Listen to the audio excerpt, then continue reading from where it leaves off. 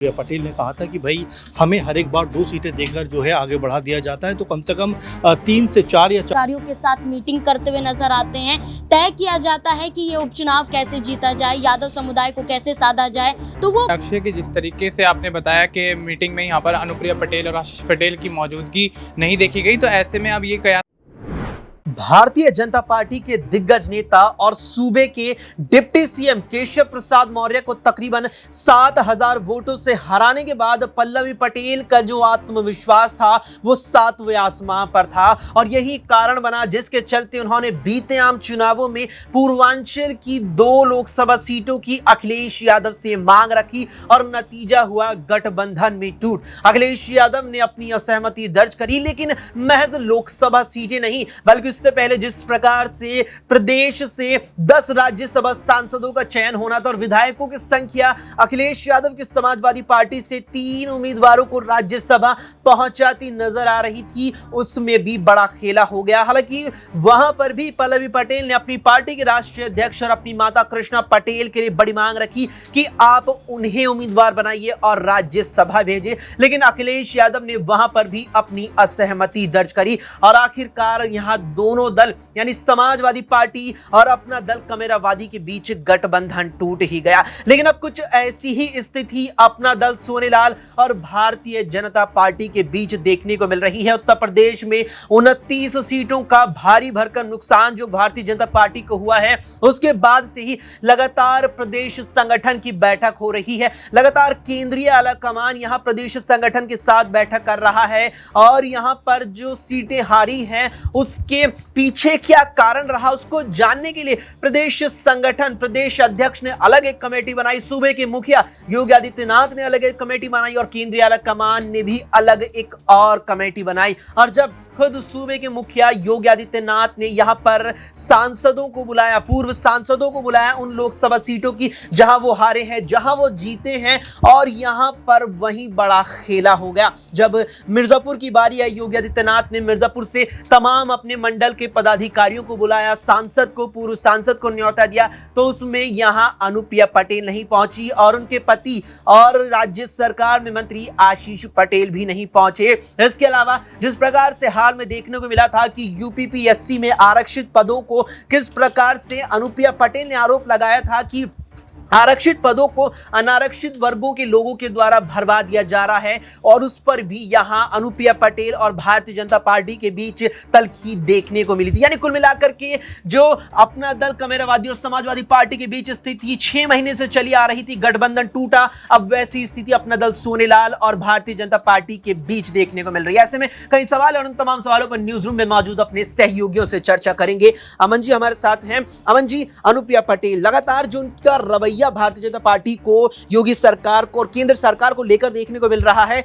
अब कयास ये लगने शुरू हो गए हैं कि क्या अनुप्रिया पटेल यहां भारतीय जनता पार्टी वाले इस एनडीए गठबंधन को छोड़ देगी? क्या लगता है, क्या छोड़ देंगे और क्या अपनी बहन पल्लवी के साथ एक नया मोर्चा खोल लेंगी? देखिए, जब सीटों का बंटवारा शुरू होने वाला था उस समय भी अनुप्रिया पटेल ने कहा था कि भाई हमें हर एक बार 2 सीटें देकर जो है आगे बढ़ा दिया जाता है, तो कम से कम 3 से 4 या 4 से 5 के बीच सीटें हमें मिलनी चाहिए। उस समय भी आपने देखा कि लगातार उनका जो रुख था वो काफ़ी तल्ख होता हुआ नजर आया, लेकिन जिस तरह से सीटें मिली, एक सीट जीती, एक सीट हार गई, उसके बाद भी उनको केंद्रीय मंत्री का जो पद है वो दिया गया। लेकिन उसके बावजूद भी अगर देखा जाए तो बीजेपी के साथ उनकी जो अंडरस्टैंडिंग है, बॉन्डिंग है, कोई बहुत बेहतर नज़र नहीं आ रही। आप देखिए कि तमाम जो सहयोगी दल हैं बीजेपी के वो उतने खुश नहीं। आप देखिए राजभर भी कहीं ना कहीं नाराज़ हैं, जयंत चौधरी भी ऐसा लगता है कि बहुत खुश नहीं, क्योंकि उनको भी लेकर तमाम तरह की खबरें सामने आती रहती है। वहीं अगर हम बिहार की बात करें तो जो नीतीश कुमार है वो भी उनसे खफा नज़र आते हैं। तो कई ऐसे लोग हैं जो सहयोगी लगातार देखने को मिले एनडीए के कि वो उनसे नाराज़ हैं। इसी कड़ी में अनुप्रिया पटेल भी अब उतनी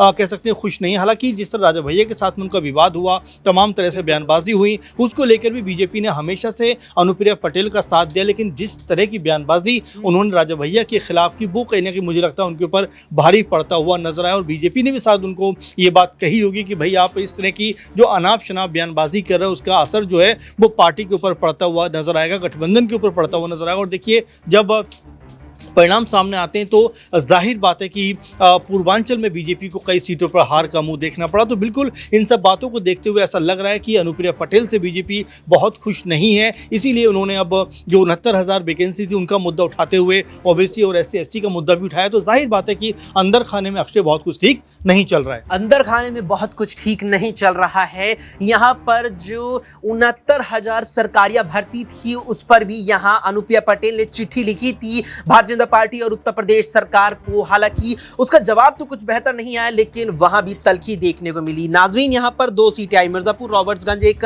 पर हार का सामना करना पड़ा, एक जीत भी गई। लेकिन अगर देखा जाए यहाँ पर उस वक्त अनुप्रिया पटेल कुछ ज्यादा खुश नजर नहीं आया। मंजी ने भी इस बात का जिक्र किया कि 2 सीटों पर वे खुश नहीं थी कि लगातार 2 मिली है, 14-19 में दोनों जीती भी है, तो अब की बार ज्यादा मिलनी चाहिए। और जब 4 जून को नतीजे आए उसके बाद से ही अनुप्रिया पटेल और भाजपा के बीच दूरी देखने को मिल रही है।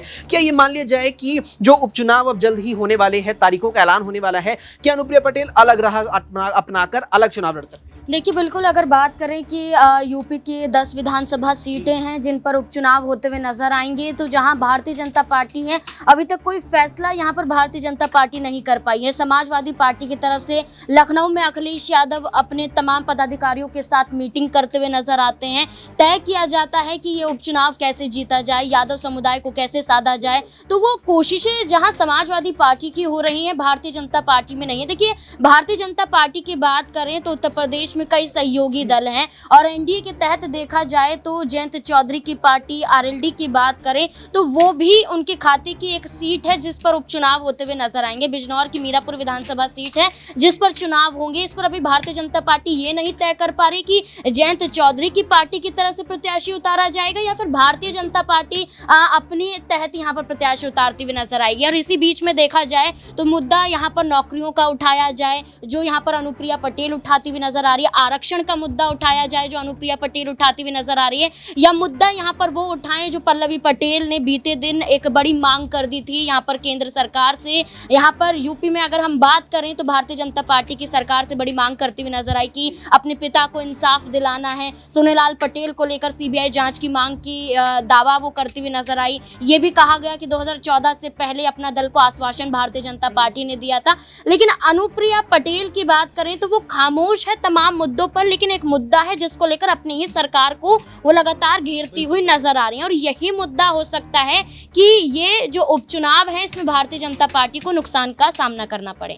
बिल्कुल, यहाँ पर उपचुनावों में भारतीय जनता पार्टी को नुकसान का सामना करना पड़ सकता है। यहाँ पर 10 सीटें हैं, बाढ़ तो कहीं ना कहीं ली है इंडिया गठबंधन ने 6-4 केस कहीं ना कहीं औसत से। लेकिन अगर यहाँ पर अनुप्रिया पटेल को ही केंद्र में रखा जाए, मनीष, अनुप्रिया पटेल की नाराजगी दिख भी रही है, चाहे यूपीपीएससी में यहाँ पर आरक्षित पदों पर जो घोटालेबाजी की बात उन्होंने कही, चिट्ठी लिखी प्रदेश सरकार को, फिर यहाँ पर प्रदेश सरकार ने अपना जवाब दाखिल किया। इसके अलावा यहाँ अब जो उत्तर प्रदेश में जो अब लगातार दौरे चल रहे हैं केंद्रीय संगठन के, जो बड़े संगठन के जो नेता हैं उनके द्वारा, लेकिन इस बीच योगी आदित्यनाथ ने जो कमेटी बनाई यहाँ, जो इस बात का कहने की ब्यौरा ले रही है कि हार जीत में आखिर ऐसा क्या अंतर रहा, क्या हारी। जो उत्तर प्रदेश में जो योगी आदित्यनाथ वाली कमेटी रही उसमें जब मिर्जापुर मंडल की बैठक बुलाई, वहां ना ही अनुप्रिया पटेल पहुंची ना ही आशीष पटेल पहुंचे। क्या दोनों की गैर मौजूदगी का मतलब ये निकाल लिया जाए कि वो अब बिल्कुल अलग राह अपनाने का विचार कर रहे हैं?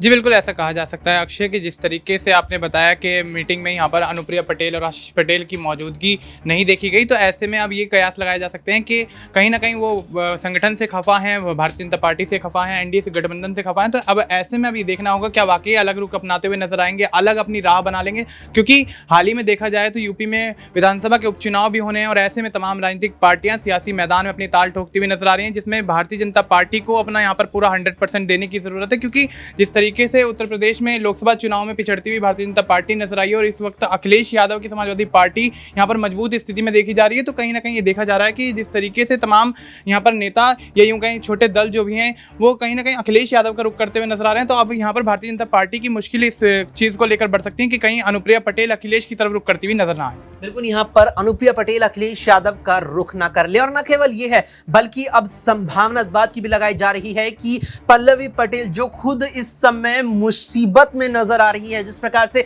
अखिलेश यादव से गठबंधन तोड़ करके यहाँ पर पीडीएम न्याय मोर्चा का विकल्प निकाला, तकरीबन सूबे की 1.5 दर्जन सीटों पर प्रत्याशी उतारी, कुशीनगर में स्वामी प्रसाद मौर्य को समर्थन दिया, लेकिन हर जगह पल्लवी के दांव फेल पड़ गए। अब क्या पल्लवी पटेल और अनुप्रिया पटेल दोनों बहनें एक होने जा रही हैं? क्या वो एक होकर के भारतीय जनता पार्टी और साथ ही समाजवादी पार्टी का भी उत्तर प्रदेश में खेल बिगाड़ देंगी? इस पर क्या आपकी राय है, क्या मानना है, हमें कमेंट बॉक्स में कमेंट करके जरूर बताएं। फिलहाल के लिए इतना ही। देश दुनिया की तमाम खबरों के लिए देखते रहें SPN 9 न्यूज।